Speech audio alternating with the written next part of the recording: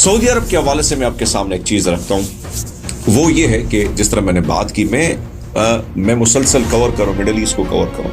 इस वक्त कल अरब अमारात ने कह दिया कि हमारा जो अड्डा है अब ये इस्तेमाल नहीं होगा, यानी ईरान के खिलाफ अब ये इस्तेमाल नहीं होगा। यूएई अब एक घोस्ट कंट्री बन चुका है क्या, जहां से बड़े बड़े गोरे सीईओज वगैरह बिजनेसमैन भाग चुके हैं और मेरे ख्याल में बड़ी महंगी तरीन टिकटें लेके वो शारजा के थ्रू निकले हैं। और इसी तरह खासकर जो वहां पर फंसे हुए हैं वो हमारी तरह पाकिस्तानी या हिंदुस्तानी या बंगाली रह चुके हैं। कल के हवाले से ये भी खबरें आ रही थी कि भाई वहाँ पे ट्रांजैक्शन का जो मामला था, यानी बैंकिंग का जो मामला था, कोई डेटा जलने की वजह से उसका भी बड़ा प्रॉब्लम आया। अब अरब अमारात को ये कहना पड़ा कि ईरान के खिलाफ हमारी जो सरजमीन इस्तेमाल हो ये नहीं होगी। उसकी वजह मैंने आपको पहले भी अर्ज किया था कि इसराइल को बचाने के लिए इस अड्डे से सारा कुछ लेके गए, इसराइल को बचाने के लिए।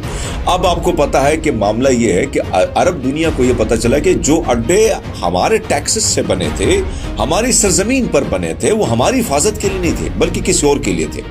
एक और इंकिशाफ जो हुआ है वो बड़ा खतरनाक है। वो अंग्रेज अब ये बात कर रहे हैं। अब मैं देख रहा हूँ, मैं एक और चीज़ मेरे सामने वो मुझे बड़ी वो इम्पोर्टेंट लगी कि मैं उस पर बात करूँ और उसके बाद फिर आ जाऊँ आपके सामने कि उसमें एक चीज़ अभी वो मुख्तलिफ खबरें ये आ रही कि उनके मुख्तलिफ कांग्रेसमैन ये बात कर रहे हैं कि सऊदी अरब या अरब अमारात ये चाहता था कि शियों को ख़त्म किया जाए और इनको सुन्नी बना दिया जाए। अब आप इसमें बारीकी वारदात देख लीजिएगा कि फिर से मुसलमानों में रोड अटकाने के लिए सारा कुछ हो रहा है। अब अरब दुनिया को ये मालूम हो चुका है कि इस जंग में वो बुरी तरह फंस चुके हैं और उनकी हिफाजत के लिए कोई खड़ा नहीं है, कोई खड़ा नहीं है। और ये जो अड्डे बनाए गए थे ये सारा कुछ किसी को सेफ जोन देने के लिए बनाए गए थे, हमारे लिए नहीं। अब अभी तक सऊदी अरब, कुवैत, किसी ने भी अपना सफारतकार ईरान से नहीं बुलाया और ना उन्होंने डिमार्श किया, किसी को बुलाया और उसको कोई तंग किया हो या किसी को जो है उसको कहा गया हो कि हमारे मुल्क पे, हमारे सरजमीन पे क्यों हमले हो रहे हैं। अब अरब दुनिया ये रियलाइज कर चुके हैं कि ईरान के साथ जो मामला है ना, इसमें हमें